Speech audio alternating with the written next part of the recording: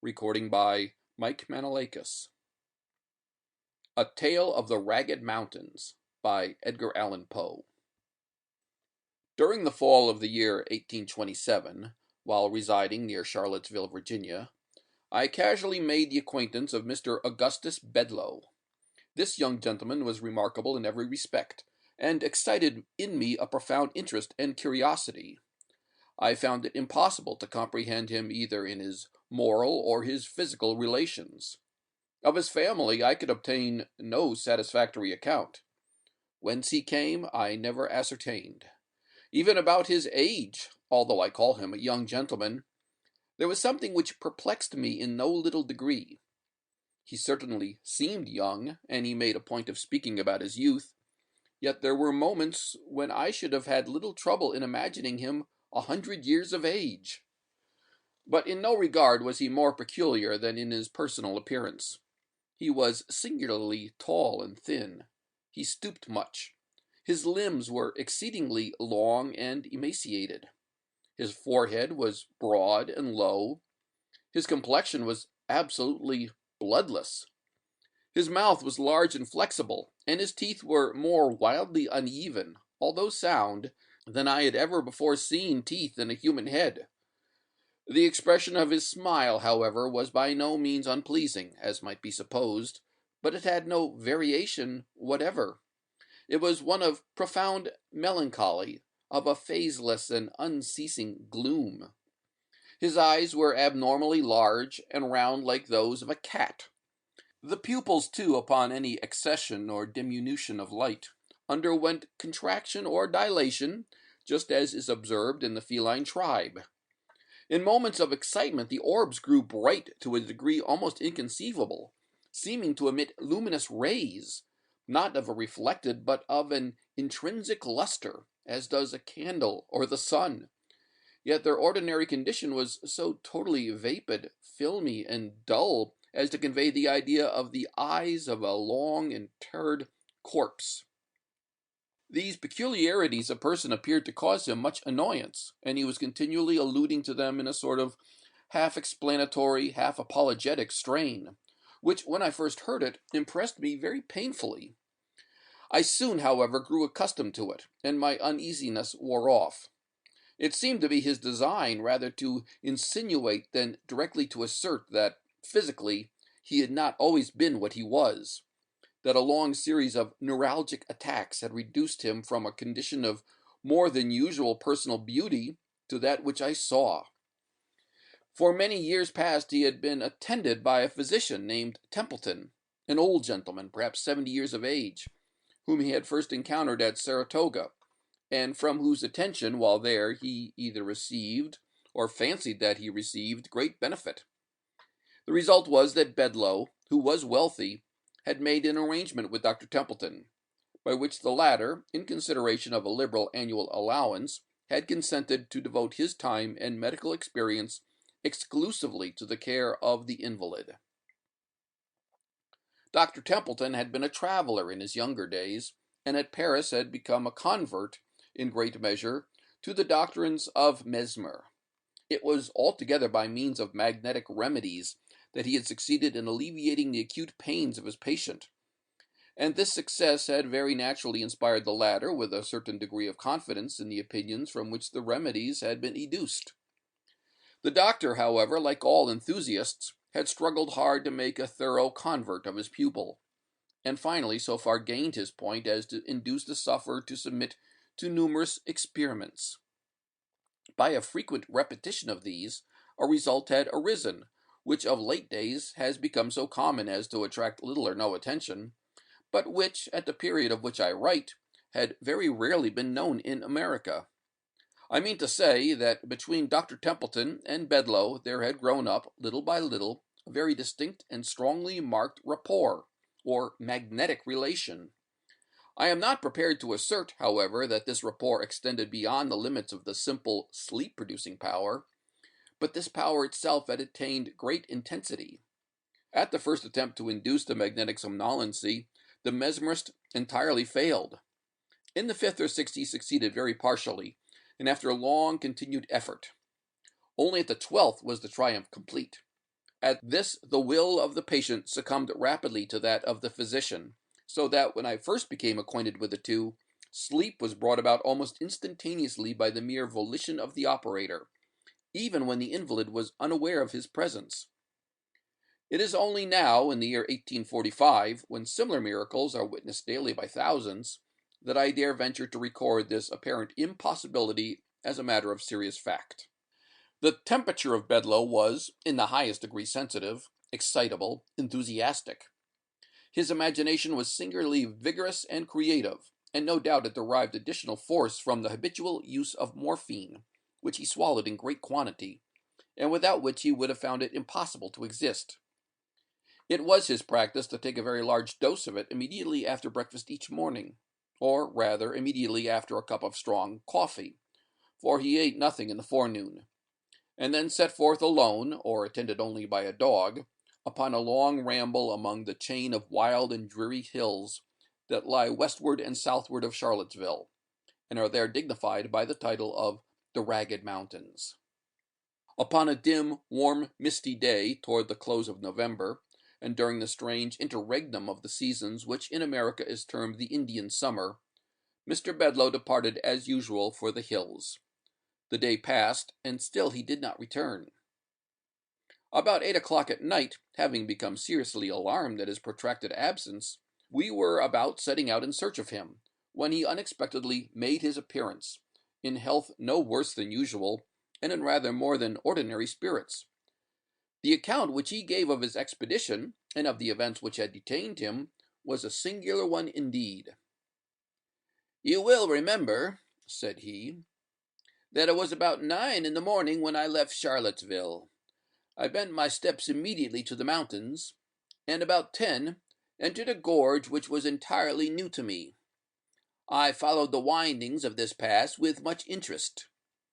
The scenery which presented itself on all sides, although scarcely entitled to be called grand, had about it an indescribable and to me a delicious aspect of dreary desolation. The solitude seemed absolutely virgin. I could not help believing that the green sods and the gray rocks upon which I trod had been trodden never before by the foot of a human being. So entirely secluded, and in fact inaccessible except through a series of accidents, is the entrance of the ravine, that it is by no means impossible that I was indeed the first adventurer, the very first and sole adventurer who had ever penetrated its recesses. The thick and peculiar mist or smoke which distinguishes the Indian summer, and which now hung heavily over all objects, served no doubt to deepen the vague impressions which these objects created. So dense was this pleasant fog that I could at no time see more than a dozen yards of the path before me. This path was excessively sinuous, and as the sun could not be seen, I soon lost all idea of the direction in which I journeyed. In the meantime, the morphine had its customary effect, that of enduing all the external world with an intensity of interest. In the quivering of a leaf, in the hue of a blade of grass, in the shape of a trefoil, in the humming of a bee, in the gleaming of a dewdrop, in the breathing of the wind, in the faint odors that came from the forest, there came a whole universe of suggestion, a gay and motley train of rhapsodical and immethodical thought. Busied in this, I walked on for several hours, during which the mist deepened around me to so great an extent that at length I was reduced to an absolute groping of the way. And now an indescribable uneasiness possessed me, a species of nervous hesitation and tremor. I feared to tread, lest I should be precipitated into some abyss. I remembered two strange stories told about these ragged hills, and of the uncouth and fierce races of men who tenanted their groves and caverns. A thousand vague fancies oppressed and disconcerted me, fancies the more distressing because vague. Very suddenly my attention was arrested by the loud beating of a drum. My amazement was, of course, extreme. A drum in these hills was a thing unknown. I could not have been more surprised at the sound of the trump of the archangel. But a new and still more astounding source of interest and perplexity arose.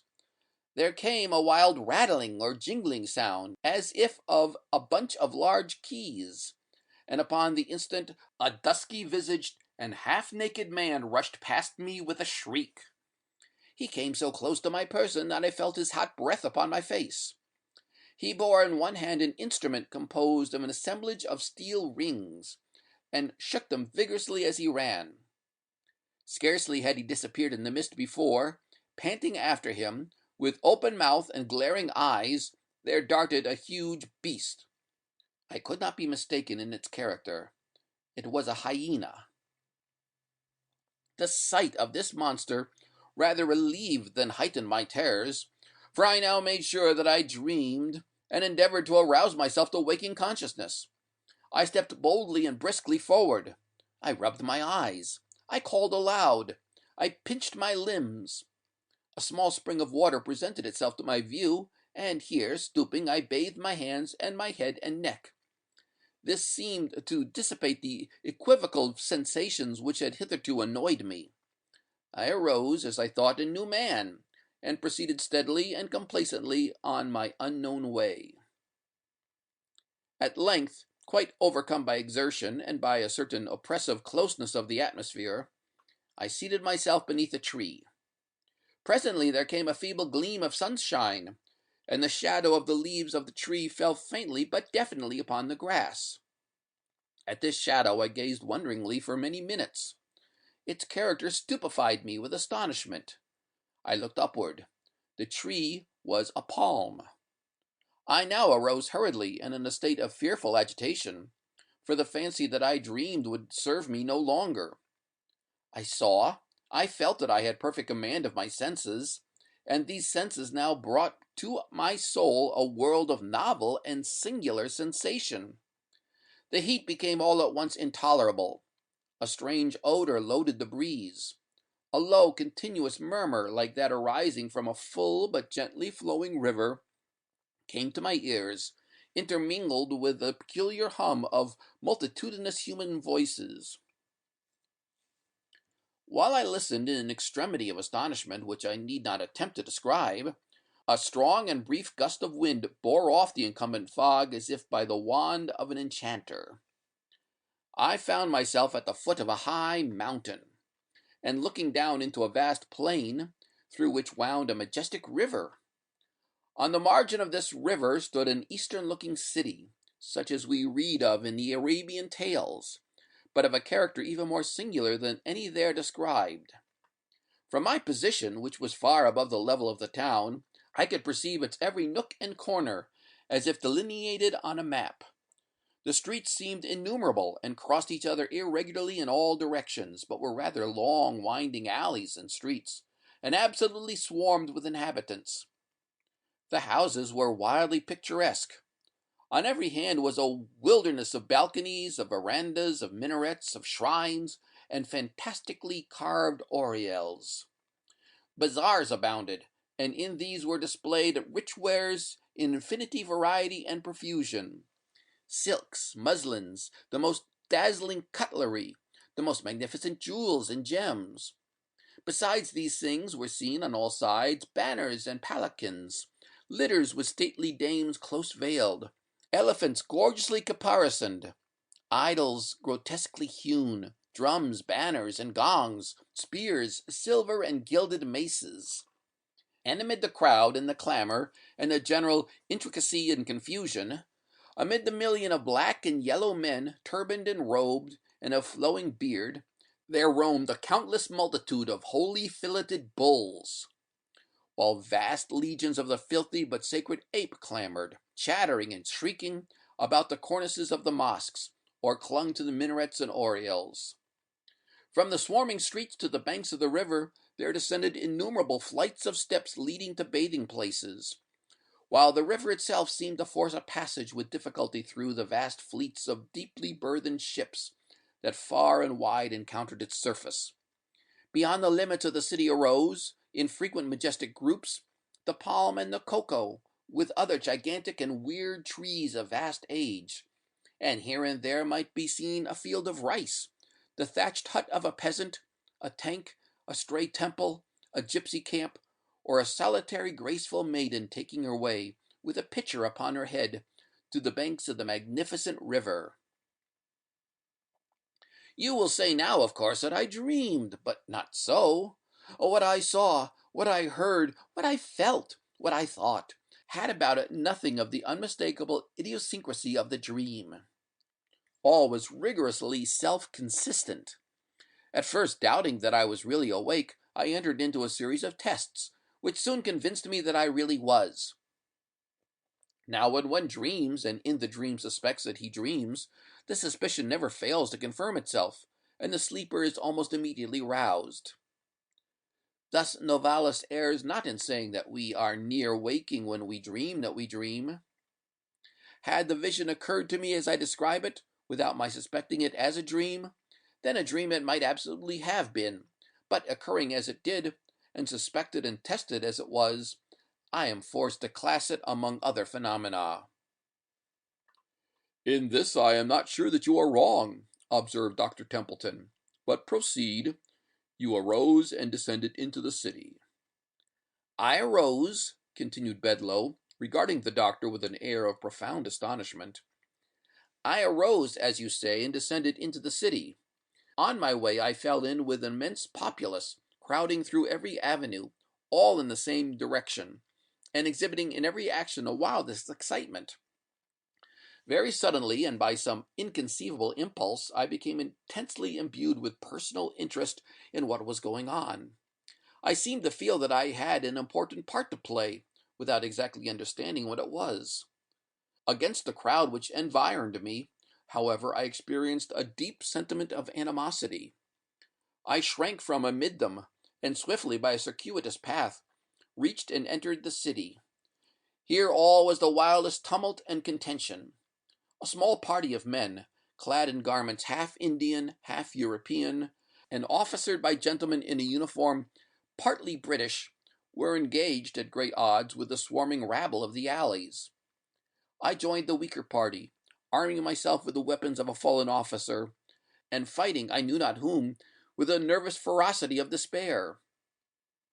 We were soon overpowered by numbers and driven to seek refuge in a species of kiosk.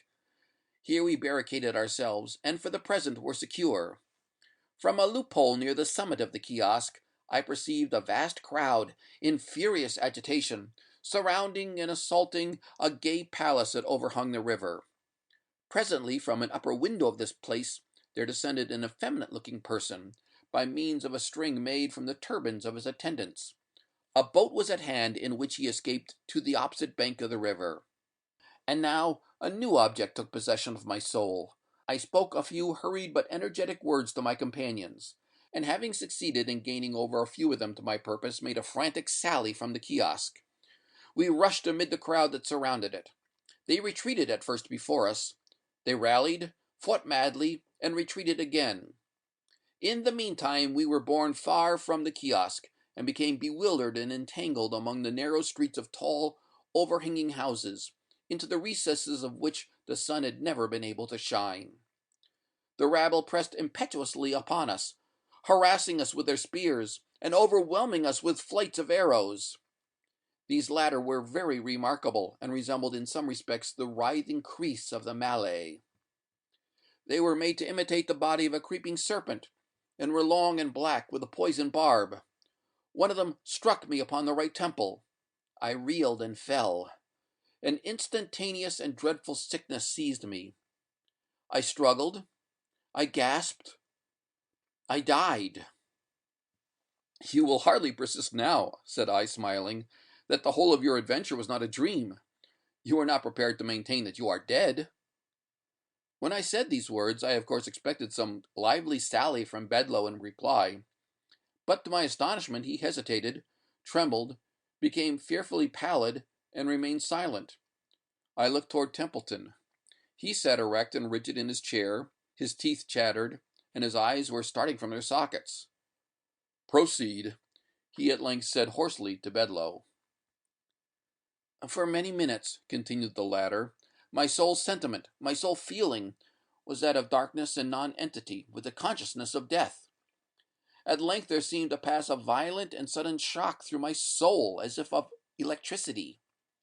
With it came the sense of elasticity and of light. This latter I felt, not saw. In an instant I seemed to rise from the ground, but I had no bodily, no visible, audible, or palpable presence. The crowd had departed. The tumult had ceased. The city was in comparative repose. Beneath me lay my corpse, with the arrow in my temple, the whole head greatly swollen and disfigured. But all these things I felt, not saw. I took interest in nothing. Even the corpse seemed a matter in which I had no concern. Volition I had none, but appeared to be impelled into motion, and flitted buoyantly out of the city, retracing the circuitous path by which I had entered it. When I had attained that point of the ravine in the mountains at which I had encountered the hyena, I again experienced a shock as of a galvanic battery. The sense of weight, of volition, of substance returned. I became my original self, and bent my steps eagerly homeward. But the past had not lost the vividness of the real, and not now, even for an instant, can I compel my understanding to regard it as a dream.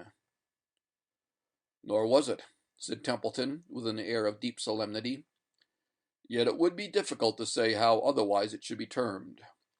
Let us suppose only that the soul of the man of today is upon the verge of some stupendous psychical discoveries. Let us content ourselves with this supposition. For the rest, I have some explanation to make. Here is a watercolor drawing, which I should have shown you before, but which an unaccountable sentiment of horror has hitherto prevented me from showing. We looked at the picture which he presented. I saw nothing in it of an extraordinary character, but its effect upon Bedloe was prodigious. He nearly fainted as he gazed. And yet it was but a miniature portrait, a miraculously accurate one, to be sure, of his own very remarkable features. At least this was my thought as I regarded it. You will perceive, said Templeton, the date of this picture. It is here, scarcely visible in this corner. 1780. In this year was the portrait taken. It is the likeness of a dead friend, a Mr. Oldeb, to whom I became much attached at Calcutta during the administration of Warren Hastings. I was then only 20 years old. When I first saw you, Mr. Bedloe, at Saratoga, it was the miraculous similarity which existed between yourself and the painting which induced me to accost you, to seek your friendship, and to bring about those arrangements which resulted in my becoming your constant companion. In accomplishing this point, I was urged partly, and perhaps principally, by a regretful memory of the deceased, but also in part by an uneasy and not altogether horrorless curiosity respecting yourself. In your detail of the vision which presented itself to you amid the hills, you have described, with the minutest accuracy, the Indian city of Benares, upon the Holy River. The riots, the combat, the massacre, were the actual events of the insurrection of Chetty Singh, which took place in 1780, when Hastings was put in imminent peril of his life. The man escaping by the string of turbans was Chetty Singh himself. The party in the kiosk were sepoys and British officers, headed by Hastings. Of this party I was one, and did all I could to prevent the rash and fatal sally of the officer who fell, in the crowded alleys, by the poisoned arrow of a Bengalee. That officer was my dearest friend. It was Oldeb. You will perceive by these manuscripts. Here the speaker produced a notebook in which several pages appeared to have been freshly written, that at the very period in which you fancied these things amid the hills, I was engaged in detailing them upon paper here at home. In about a week after this conversation, the following paragraphs appeared in a Charlottesville paper. We have the painful duty of announcing the death of Mr. Augustus Bedloe, a gentleman whose amiable manners and many virtues have long endeared him to the citizens of Charlottesville. Mr. B, for some years past, has been subject to neuralgia, which has often threatened to terminate fatally, but this can be regarded only as the immediate cause of his decease. The proximate cause was one of especial singularity. In an excursion to the Ragged Mountains a few days since, a slight cold and fever were contracted, attended with great determination of blood to the head. To relieve this, Dr. Templeton resorted to topical bleeding. Leeches were applied to the temples.